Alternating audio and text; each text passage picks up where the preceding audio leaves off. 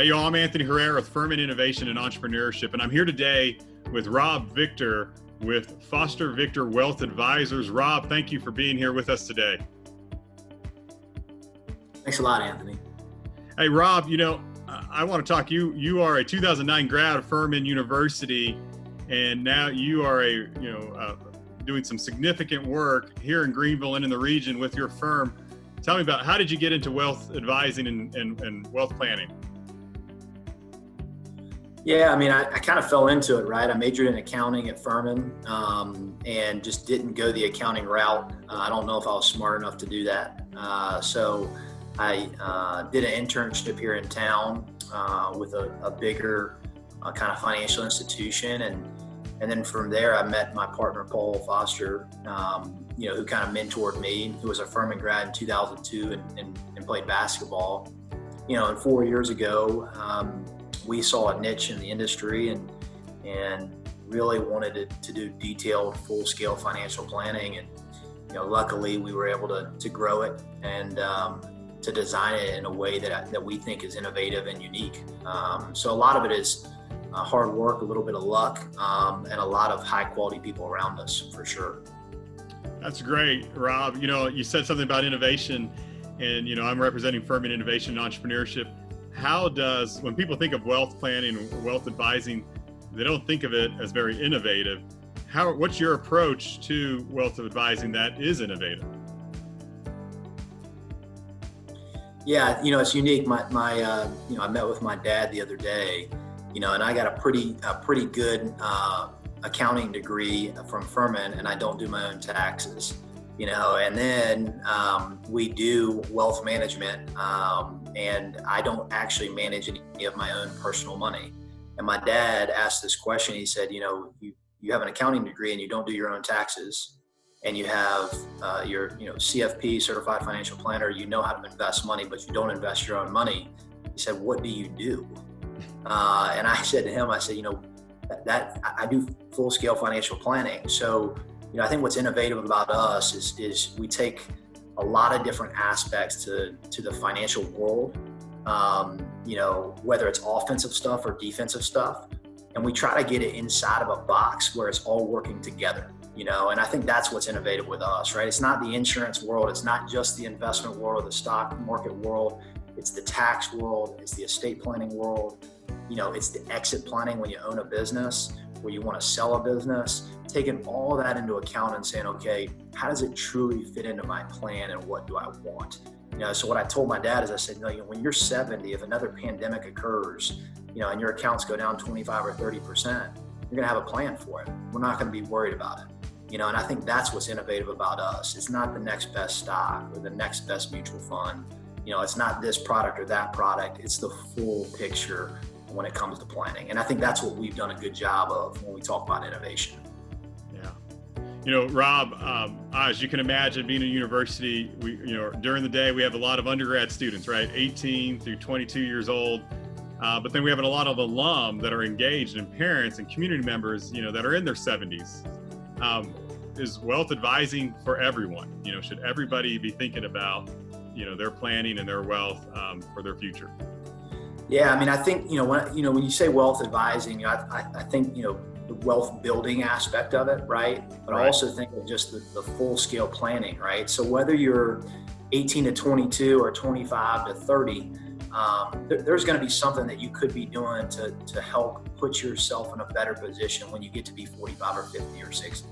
And if you happen to be 70, you may not be in the wealth building mode, but you may be in the wealth preservation or the passing mode, right? And I think that is why the planning matters, because you're going to have different parts of your life where different pieces of planning are going to matter. So I don't think it's ever too late to do planning, whether that's on the tax side of it, right? The estate planning side of it, or on the wealth accumulation side of it, or distribution side of it. So, I think that's why we're so unique, because we can talk to a 25-year-old and we can talk to a 75-year-old and we can have significant impact on both ends of the spectrum. That's great. I know you said you're an accounting major from Furman. You played soccer, but I look at you and hear your story and your journey, and I think of an entrepreneur. You're entrepreneurially minded. Do you view yourself as an entrepreneur And if so, when did you kind of think of that, of yourself as an entrepreneur? Was there a time in your career that you kind of, that switch flipped on? Yeah, I mean, I think for me, that's why I majored in accounting, right? My dad was an accountant, my uncle was an accountant, and I knew that if I could do the accounting side, I could probably own my own business at some point. I didn't know what that business would be, and then I think being mentored by Paul and learning from him and learning the ropes of it, and then us going into business together, I really feel like we started to run a business. When we hired Kylie Felker, who's also a Furman grad. She's our COO. She runs the show, and she helped us think through different aspects of the business, and not to be just siloed. So probably 26, 27 is where I really started to think through, okay, look, I got a good thing here, but am I really running a business, or am I just piecemealing stuff together? And that's where I'd say putting high quality people around you that are smarter than you is really important. I'd like to think I'm really smart, but I got a lot of other smarter people around me, that is for sure. I'm biased towards Furman, mainly because I know the education that they get, regardless of what you major in. I think you get what you pay for, one, but also two, just the background of Furman, and their beliefs, I think are important. And I think they teach people how to work and how to communicate with people in a significant way. And that's what we look for when we look for a team member, at Foster Victor. That's great. We appreciate it. Keep hiring those Furman alum. What do you see, over the next 5 years? Obviously, every industry is getting disrupted, and, many of them, even like higher ed, was already on that path, but the pandemic has accelerated that. What does it mean for your industry in wealth advising and wealth planning? Yeah, I mean, I think we're going to have to adapt, right? I mean, you're green or growing, or you're in trouble. And I think what we're doing now with Zoom calls and GoToMeeting calls, that stuff is going to start to become not the norm, but it's going to become normal to do it. And I think that part of our industry will be a benefit. Will allow us to spread our wings a little bit outside of the Greenville, South Carolina, Georgia, North Carolina area, and start to work a little bit more across the country. Whether we had multiple offices or locations, I don't know if that's as important as it was 4 years ago, because of this pandemic. And I also think that relationships are going to become really important, and I think the deliverables of what you do, your culture and your beliefs are going to be really important. And I'd say this, about Furman, about any business. The culture is super important, but what value do you bring?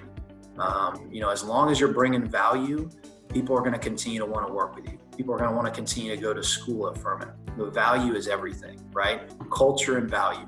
Those two things to me are super important. And as long as we can continue to grow the right culture and continue to bring value and adapt, right, and grow, I don't think we're going to have any issues regardless of what happens with the pandemic, those type of things, right? But those two things are super important for us. We're talking about it every day. How do we get better with our culture, and how do we continue to bring value of significance during this time? And I hope that's what other businesses are doing as well too.